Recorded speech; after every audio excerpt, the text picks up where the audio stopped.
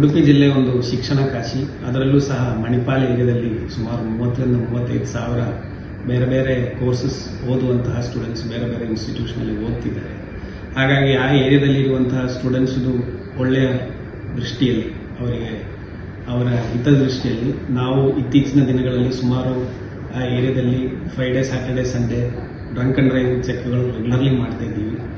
Almost ಪ್ರತಿ ವಾರ 60ರಿಂದ 70 ಕೇಸ್ಗಳನ್ನು ಈ ಡ್ರಂಕ್ ಅಂಡ್ ಡ್ರೈವಿಂಗ್ ಕೇಸಸ್ ದಾಖಲು ಮಾಡ್ತಾ ಇದ್ದೀವಿ.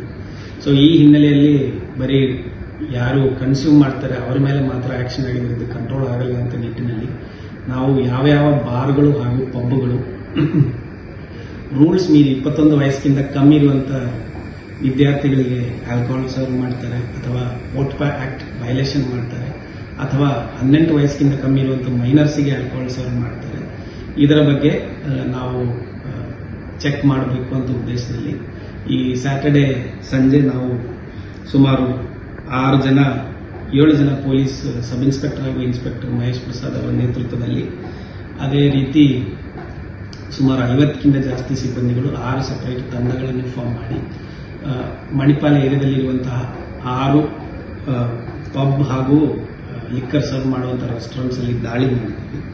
ದಾಳಿ ಮಾಡಿದಾಗ ನಮಗೆ ಅಲ್ಲಿ ಸುಮಾರು 64 ಯುವಕರು ಮತ್ತೆ 23 ಯುವತಿಯರು 21 ವಯಸ್ಸಿಗಿಂತ ಕಮ್ಮಿ ಇದ್ದವರಿಗೆ ಬೇರೆ ಬೇರೆ ಕಡೆ ಆಲ್ಕೋಹಾಲ್ ಸರ್ವ್ ಮಾಡಿರುವುದು ಕಂಡು ಬಂದಿದೆ.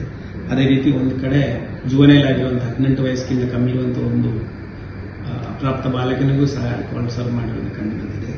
ಈ 6 ಬಾರ್ ಅಂಡ್ ರೆಸ್ಟೋರೆಂಟ್ಸ್ ಹಾಗೂ ಪಬ್ಗಳ ಮೇಲೆ ನಾವು ಎಕ್ಸೈಸ್ ಆಕ್ಟ್, ಕೋಟ್ಪಾ ಮತ್ತು ಜುವೆನೈಲ್ ಜಸ್ಟಿಸ್ ಆಕ್ಟ್ ಅಡಿಯಲ್ಲಿ ಪ್ರಕರಣವನ್ನು ದಾಖಲು ಮಾಡಿ ತನಿಖೆ ಮುಂದುವರಿಯುತ್ತಾ ಇದೆ. ಈ ತರ ಆಕ್ಟಿವಿಟಿ, ಈ ತರ ರೈಡ್ಗಳು, ಅದೇ ತರ ಈ ತರ ಚೆಕಿಂಗ್ ಇನ್ನೂ ಮುಂದುವರಿಯುತ್ತದೆ. ಯಾವುದೇ ಕಾರಣಕ್ಕೆ 21 ವಯಸ್ಸಿಗಿಂತ ಕಮ್ಮಿ ಇರುವಂತಹ ಯುವಕರಿಗೆ ಆಲ್ಕೋಹಾಲ್ ಸರ್ವ್ ಮಾಡಬಾರದು ಅಂತ ಕಟ್ಟುನಿಟ್ಟಾಗಿ ಮಣಿಪಾಲ ಮತ್ತು ಉಡುಪಿ ಜಿಲ್ಲೆಯಲ್ಲಿ ಪಾಲನೆ ಮಾಡಬೇಕು ಅಂತ ಉದ್ದೇಶದಿಂದ ಹಾಗೂ ಇದರಿಂದ ಬೇರೆ ಬೇರೆ ಆಗುವಂತಹ ಸಮಸ್ಯೆಗಳನ್ನು ತಡೆ ಮಾಡಬೇಕು ಅಂತ ಉದ್ದೇಶದಿಂದ ನಾವು ಮಾಡ್ತಾ ಇರುವಂತಹ ಕ್ರಮ. ಈ ತರ ಕ್ರಮಗಳು ಇನ್ನೂ ಮುಂದುವರಿಯಲಾಗ್ತದೆ. ಈ 6 ಲೈಸೆನ್ಸ್ಡ್ ಬಾರ್ ಮತ್ತು ಪಬ್ಗಳಿವೆ ಅವರ ಮೇಲೆ ಮತ್ತೆ ಕ್ರಮ ಕೈಗೊಳ್ಳಕ್ಕೆ ನಾವು ಜಿಲ್ಲಾಧಿಕಾರಿ ಮುಖಾಂತರ ಎಕ್ಸೈಸ್ ಡಿಪಾರ್ಟ್ಮೆಂಟ್ನವರಿಗೂ ತಿಳಿಸಲಾಗ್ತದೆ.